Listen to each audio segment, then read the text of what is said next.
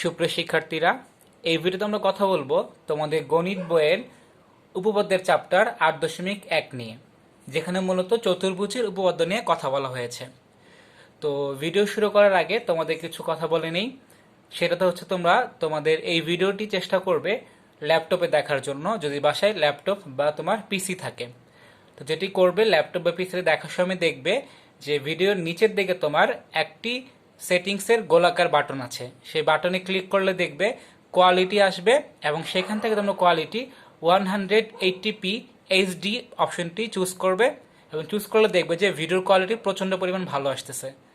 আর যাদের কাছে ল্যাপটপ নেই তারা চেষ্টা করবে তোমার হচ্ছে যে মোবাইলে তোমরা দেখছো, সেই মোবাইলে যখন তোমরা ভিডিওটি অন করবে, ভিডিওটির উপরের দিকে ক্লিক করলে দেখবে যে তোমার ওইখানে কোয়ালিটি অপশন আসতেছে। ঠিক আছে, উপরে যে টাচ করলে হবে, দেখবা যে এখানে অনেকগুলো অপশন আসবে, সেখান থেকে কোয়ালিটি অপশনতে ক্লিক করবে বা টাচ করবে। সেই কোয়ালিটি অপশনে যাওয়ার পরে দেখবে সর্বোচ্চ পরিমাণ কত পিক্সেল, অর্থাৎ তোমার 240p 360p বা তোমার মনে করো যে 480p বা 720p বা 180p, যার মোবাইলে যেটা শো করতেছে সেটাতে ক্লিক করো, তারপরে ভিডিও দেখার চেষ্টা করো।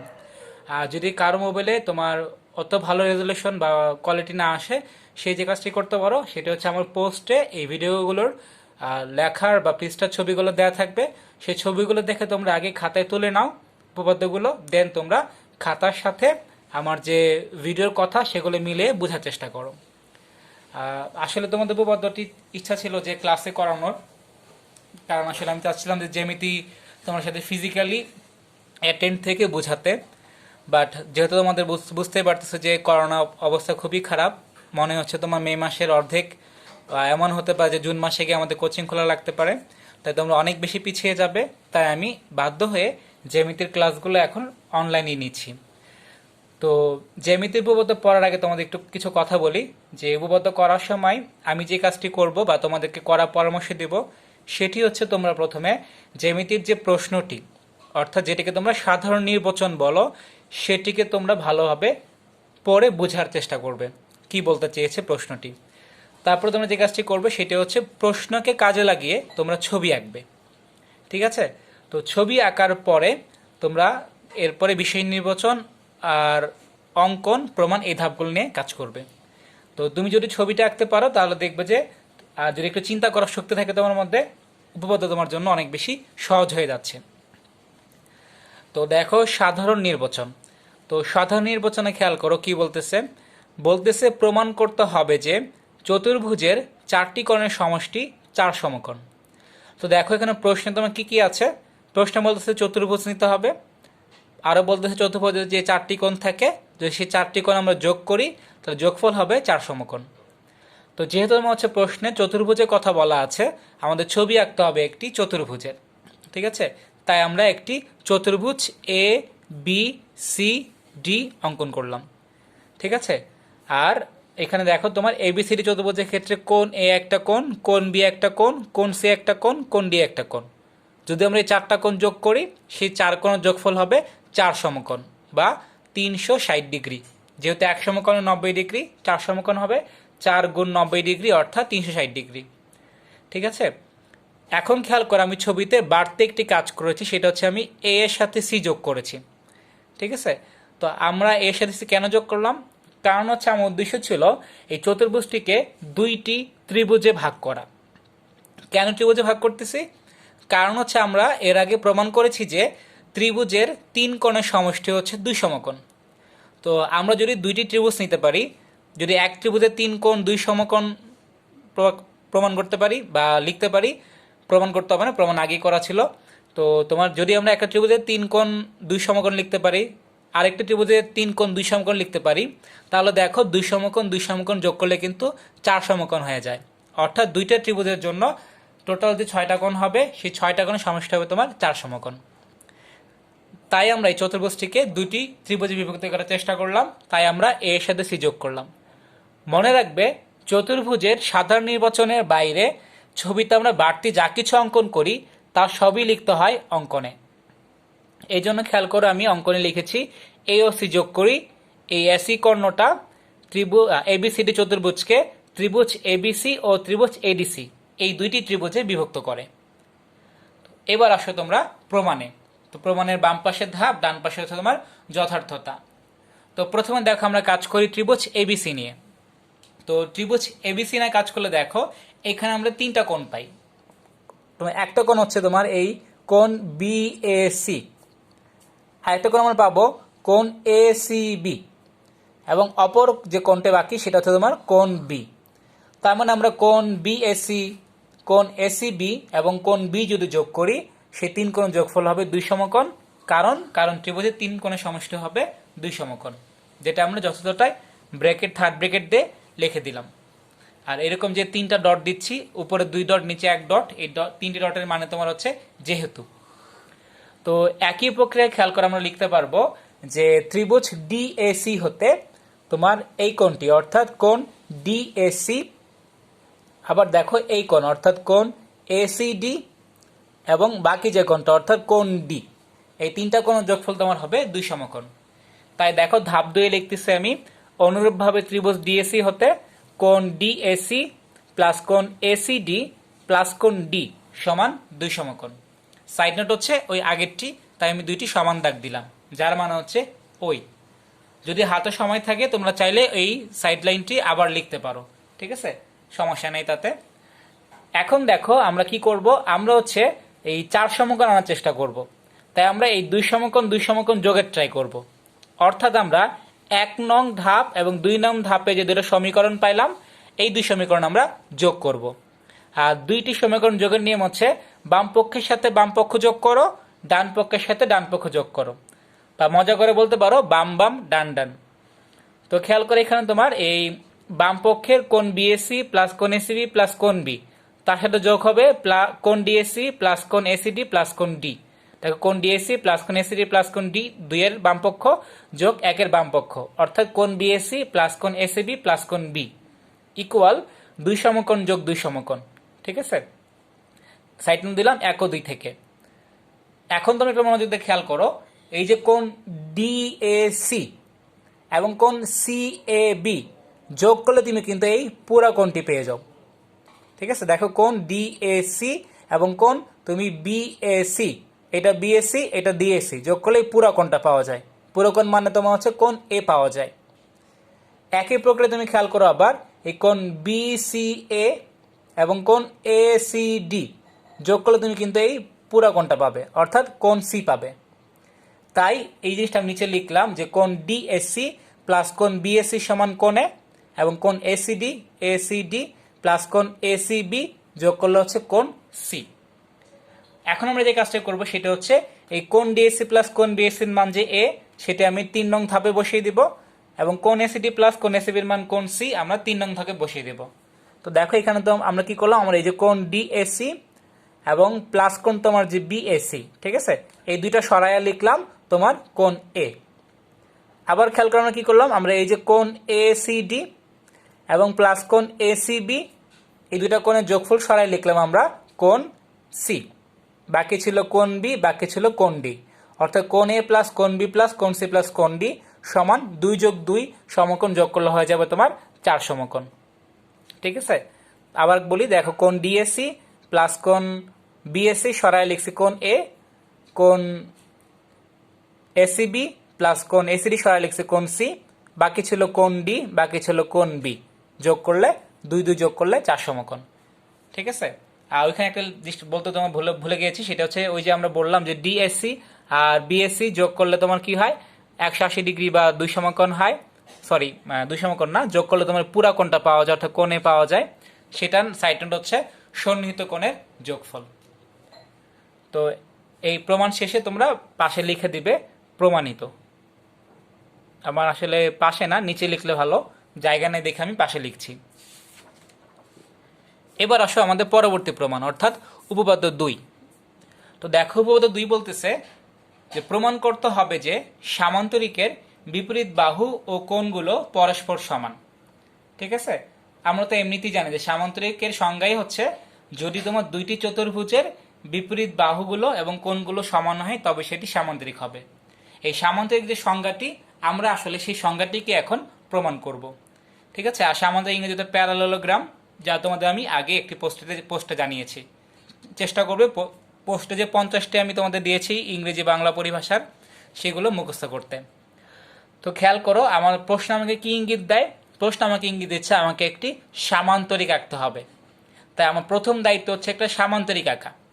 তো সামান্তরিক তোমরা কি করে আঁকবে, আঁকাটা খুবই সহজ। সেটা তুমি হচ্ছে গিয়ে প্রথমে তুমি হচ্ছে এই যে বিসি রেখাটা আছে, তুমি প্রথমে বিসি রেখাটা আঁকবে।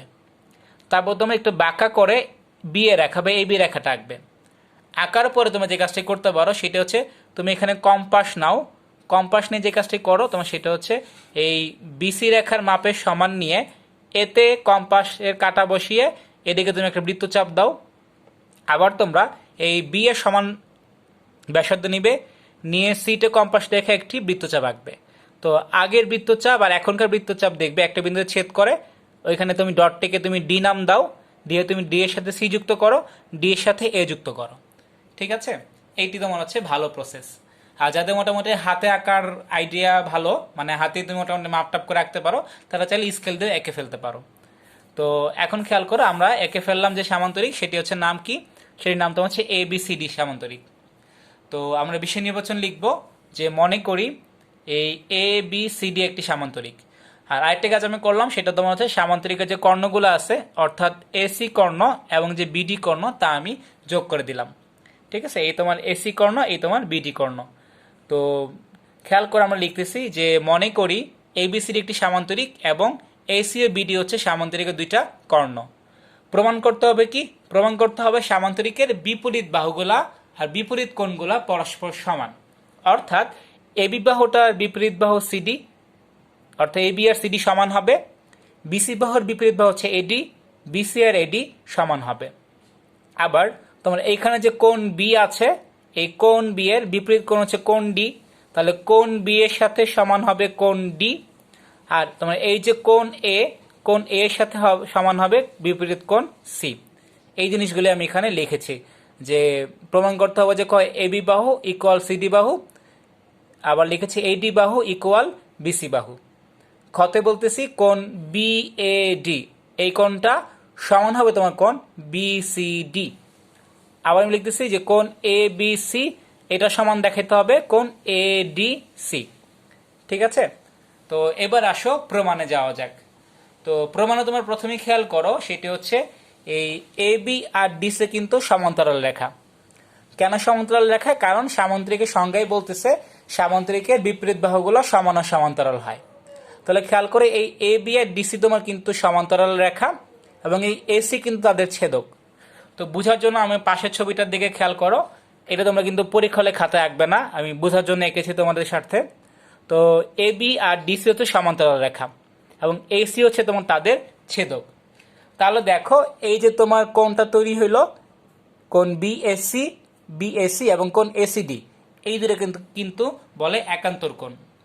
তোমাদের নিশ্চয়ই মনে আছে যে একান্তর কোণ হচ্ছে তোমার দুইটি সমান্তরাল রেখার যদি কোনো ছেদক থাকে, ছেদকের দুই পাশে যে দুটো কোণ তৈরি হয় সেই কোণ দুটাকে বলে একান্তর কোণ। আর যার মনে করো এরকম বুঝতে কষ্ট হয় সে চাইলে এরকম জেড কল্পনা করো, জেটের ভিতরে যে দুইটা কোণ হয় সেই দুইটা কোণই তোমার হচ্ছে একান্তর কোণ।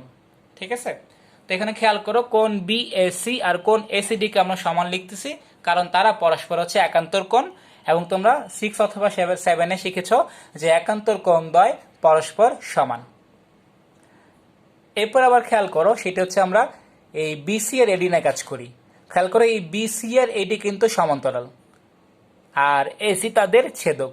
ছবিটা পাশে খেয়াল করো, BC AD সমান্তরাল, AC তাদের ছেদক। তাহলে কিন্তু আমরা বলতে পারি এই কোণ BCA এবং এখানকার কোণ তোমার CAD, এই দুটো কোণ কিন্তু সমান। ঠিক আছে, কোণ BCA এবং কোণ CAD বা DAC সমান।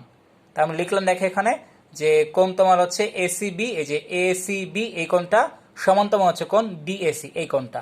সাইড নোট কি? সাইড নোট হচ্ছে ওই একান্তর কোণ সমান। এখন খেয়াল করো আমরা দুইটা ত্রিভুজ নিয়ে কাজ করি। দুইটা ত্রিভুজ বলতে আমরা বুঝেছি আমরা যে AC কর্ণ নিয়ে যেহেতু আমরা এতক্ষণ লাফালাফি করতেছিলাম, তো AC কর্ণটা যে দুইটা ত্রিভুজ ভাগ করে আমরা এখন সেই দুই ত্রিভুজ নিয়ে কাজ করব। কেন করব দেখো, কারণ হচ্ছে আমরা যদি এই ত্রিভুজ ABC আর ADC নিয়ে কাজ করি আর যদি আমরা ABC আর ADC কে সর্বসম প্রমাণ করতে পারি তাহলে কিন্তু দেখো এখানকার AB বাহু এখানকার CD বাহু কিন্তু সমান হয়ে যাবে। আবার এখানে যে BC বাহু এইখানে যে এডি বাহু তা কিন্তু সমান হয়ে যাবে। আবার এইখানকার যে কোণ বি আর এখানকার যে কোণ ডি সেটা কিন্তু সমান হয়ে যাবে। বুঝতে পারছো? মানে আমাদের যে উদ্দেশ্যগুলো ছিল সেগুলো কিন্তু ফুলফিল হতে পারবে। তাই আমি কি করলাম, আমি ত্রিভুজ এসি কোণের দ্বারা তৈরি ত্রিভুজ এবিসি ও ত্রিভুজ এসিডি নিয়ে কাজ করলাম। তাদেরকে আমি চেষ্টা করব সর্বসম প্রমাণ করতে। তো চেষ্টা চালু রাখি, চলো। তো এখানে খেয়াল করো, তোমার ত্রিভুজ এবিসির ক্ষেত্রে যে কোণ বিএসি সেটি এবং ত্রিভুজ এসিডি এর ক্ষেত্রে যে কোণ এসিডি তা কিন্তু আমরা সমান বলেছি। ঠিক আছে? আবার তোমরা খেয়াল করো, সেটা তোমার হচ্ছে আমরা এখানে যে এসি বাহুটা, এই এসি বাহুটা কিন্তু আমার হচ্ছে সাধারণ বাহু। এরপর দেখো আমরা ত্রিভুজ এবিসি এর যে এসিবি কোণ তার সাথে কিন্তু আমরা সমান বলেছি ত্রিভুজ এসিডি এর এই সিএডি কোণ। ঠিক আছে? অর্থাৎ এই কোণ সমান বলেছি, এই কোণ সমান বলেছি।